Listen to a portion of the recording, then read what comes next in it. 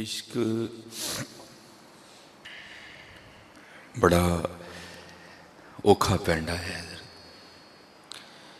اور قرآن کریم میں لفظ عشق نہیں استعمال ہوا، بلکہ قرآن کریم میں والذین آمنوا اشد حبا للہ کا لفظ ہے، اور دونوں ایک ہی معنی رکھتے ہیں۔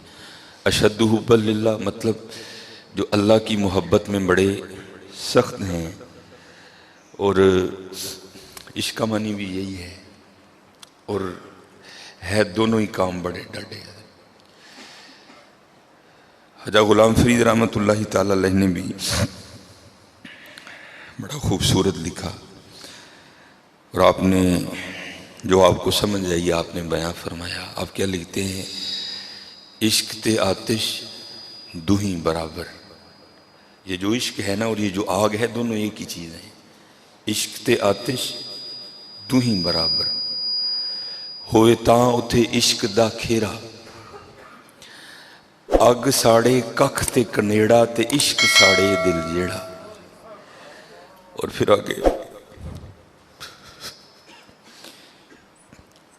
خود ہی سوال کر کے نا پھر خود جواب بھی دیتے ہیں، فرماتے ہیں آتش نو تے پانی بجھاوے دسو عشق دا دارو کیڑا۔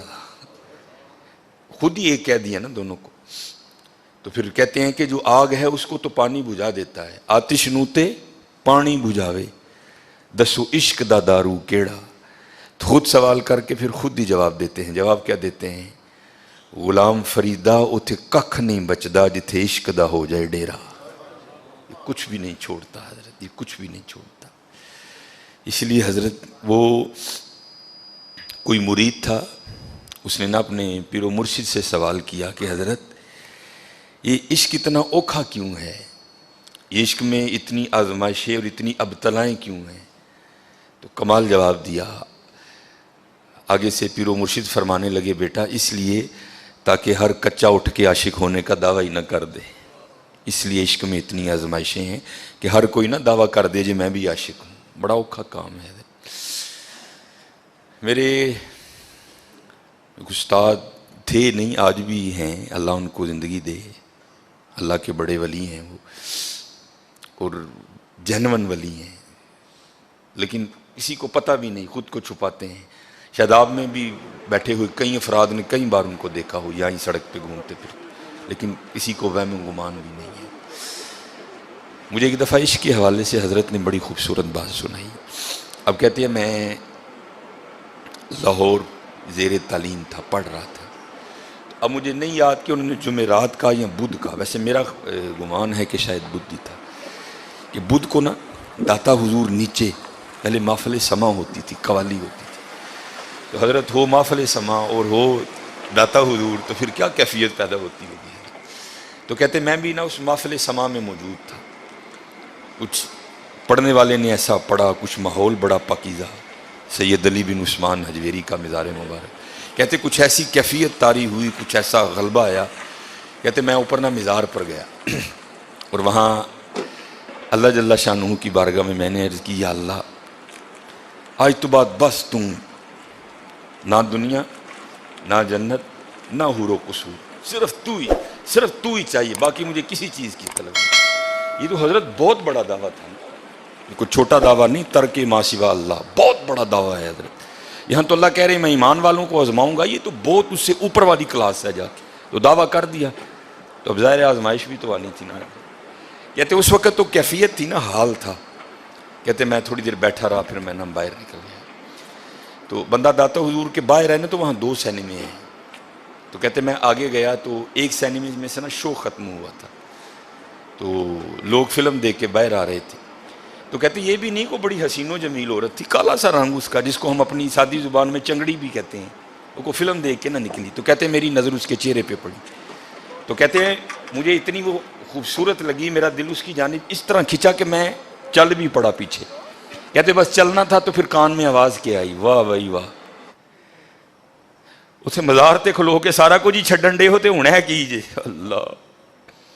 وہاں کھڑے ہو کر دنیا بھی نہیں، عقبہ بھی نہیں، حور بھی نہیں، قصور بھی نہیں، کچھ بھی نہیں، بس یا اللہ تو کہتے جب اس عورت کی جانب میرا دل مائل ہوا نا اور میں چل بھی نکلا، ایک قدم اٹھایا میں نے، تو ساتھ ہی کان میں آواز کی آئی، واہ بھائی واہ بندے، ایک ہی ہے جی، وہاں تو سارا کچھ ہی چھوڑنے چلے تھے اور اب یہ کیا کر رہے؟ فرماتے میں وہاں بیٹھ کے رویا، یا اللہ مجھے معاف کر دے، واقعی عشق بچوں کا کھیل نہیں ہے، یہ اوکھا کام ہے۔ لیکن حضرت قربان جاؤں، حضرت سلطان باہو رحمۃ اللہ تعالیٰ نے پھر یہاں قلم اٹھایا اور کمال کر دیا حضرت۔ اب کیا فرماتے ہیں؟ عاشق سوئی حقیقی جیڑا قتل معشوق دا مننے ہو، مکھ نہ موڑے در نہ چھوڑے سہ تلواراں کھنے ہو، جتوال ویکھے راز ماہیدہ لگے اوسے بننے ہو۔ اور پھر کیا لکھتے ہیں؟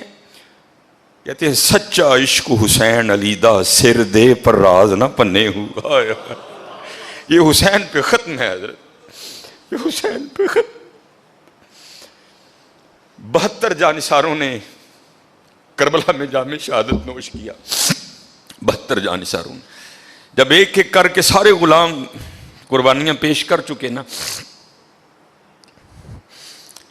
سیدنا علی اکبر آپ کے 18 سالہ شیر ببر لخت جگر، حضرت سیدنا قاسم بن حسن آپ کے بڑے بھائی کی نشانی، اور حالی بھتیجے نہیں تھے حضرت، بھتیجا بھی وہ جو ان قریب حضرت سکینہ رضی اللہ تعالیٰ عنہ کا شوہر بننے والا، آپ کے داماد بھی تھے، وہ بننے والے تھے، حضرت سیدنا علی اصغر اور حضرت سیدنا امام حسن رضوان اللہ تعالیٰ علیہ مجمعین، یہ رہ گئے۔ اب لکھا ہے کہ حضرت سیدنا علی اکبر رضی اللہ تعالیٰ عنہ نے اجازت چاہی، اور حضرت جب یہ واقعہ پیش آیا نا سن 61 ہجری، ابن عساکر نے لکھا کہ اس وقت امام علی مقام رضی اللہ تعالیٰ عنہ کی عمر مبارک 56 سال 5 مہینے اور 5 دن تھی، اور نہ ہی آپ کے سر مبارک کا کوئی بال سفید تھا اور نہ ہی آپ کی ریش مبارک کا کوئی بال سفید تھا۔ حضرت علی اکبر رضی اللہ تعالیٰ نے اجازت چاہی، ابا جان اجازت دیں، اب میں بھی جام شہادت نوش کروں۔ کوئی سوکھا کام نہیں ہے حضرت، سننا اور سنانا بڑا سوکھا ہے، کرنا کوئی سوکھا نہیں ہے۔ وہ حسین جانتے ہیں حضرت کہ اس وقت کلم مبارک پہ کیا گزری، ایک ایک جانثار جامع شہادت نوش۔ اب 18 سالہ نوجوان حضرت علی اکبر جانے کی اجازت طلب کر رہے ہیں، پیشانی کو چوما، سینے سے لگایا، پکڑ کے گھوڑے پہ بٹھایا اور فرمایا جا۔ اب وہ تاریخ لکھتی ہے، دکھائی دیتا رہا علی اکبر اپنی تلوار سے یزیدیوں کو گاجر اور مولی کی طرح کاٹتے رہے، اور حضرت امام حسین کھڑے یہ سارا نظارہ دیکھ رہے تھے۔ لیکن جب آپ زیادہ آگے چلے گئے نا تو دھول اٹھی اور پھر علی اکبر دکھائی دینے بند ہو گئے۔ پھر لکھتا ہے لکھنے والا مورخ ابن عساکر کہ تھوڑی دیر بعد نا امام علی مقام کے لخت جگر علی اکبر واپس آئے اور آ کر عرض کی، ابا جان اب پیاس جان نکال رہی ہے، اگر تھوڑا سا پانی مل جائے تو پھر ایک دفعہ دکھاؤں کہ علی کے شہزادے کرتے کیا ہیں۔ آپ نے فرمایا بیٹا پانی تو نہیں ہے۔ آپ نے اپنی سوکھی زبان نکالی، فرمایا یہی چوس لے۔